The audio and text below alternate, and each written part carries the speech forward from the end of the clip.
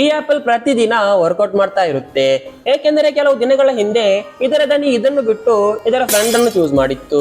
ಆದ್ದರಿಂದ ಮರುದಿನ ಅದು ಫೇಸ್ ವಾಶ್ ಮಾಡಿ ಈ ಬಾರಿ ಸ್ಟಿಕ್ಕರ್ ನನಗೆ ಸಿಗುತ್ತೆ ಅಂತ ಕನಸು ಕಾಣಲು ಶುರು ಮಾಡುತ್ತದೆ. ಆದ್ರೆ ಮತ್ತೆ ಕೂಡ ದನಿ ಅದರ ಇನ್ನೊಂದು ಫ್ರೆಂಡ್ ಅನ್ನು ಚೂಸ್ ಮಾಡುತ್ತದೆ. ಅವಾಗ ಆಪಲ್ ಆಲ್ಮೋಸ್ಟ್ ಸೋಲ್ ಅನ್ನು ಒಪ್ಪಿಕೊಂಡಿರುತ್ತದೆ ಮತ್ತು ತಾನು ಆಪಲ್ ಆಗೋಕೆ ಯೋಗ್ಯನಲ್ಲ ಅಂತ ಬೇಜಾರಲ್ಲಿ ಹೋಗ್ತಾ ಇರುತ್ತೆ. ಅವಾಗಲೇ ಹತ್ತಿರದಲ್ಲಿರುವ ಜಿಮ್ ಅನ್ನು ಗಮನಿಸುತ್ತದೆ. ಆಪಲ್ ಖುಷಿಯಾಗಿ 80 ಕೆಜಿಯ ಡಂಬಲ್ಸ್ ಅನ್ನು ಎತ್ತಲು ಪ್ರಾರಂಭಿಸುತ್ತದೆ. ಬರೋಬ್ಬರಿ 2 ವರ್ಷಗಳವರೆಗೆ ಜಿಮ್ ಅಲ್ಲಿ ಬೆವರು ಸುರಿಸ್ತಾ ಇರುತ್ತದೆ. ಆದ್ರೆ ಅದು ತನ್ನನ್ನು ನೋಡಿದಾಗ ರಿಯಲೈಸ್ ಆಗುತ್ತೆ ಅದು ಸ್ವಲ್ಪನೂ ಚೇಂಜ್ ಆಗಿಲ್ಲ ಅಂತ. ಅವಾಗ ಒಂದು ಏರ್ ಪಂಪ್ ಅನ್ನು ತೆಗೆದು ತನಗೆ ಗಾಳಿ ತುಂಬಿಸಿ ತನ್ನ ಗಾತ್ರವನ್ನು ದೊಡ್ಡದಾಗಿ ಮಾಡುತ್ತದೆ. ಇವಾಗ ಫುಲ್ ಕಾನ್ಫಿಡೆಂಟ್ ನಿಂದ ಹಿಂತಿರುಗುತ್ತದೆ.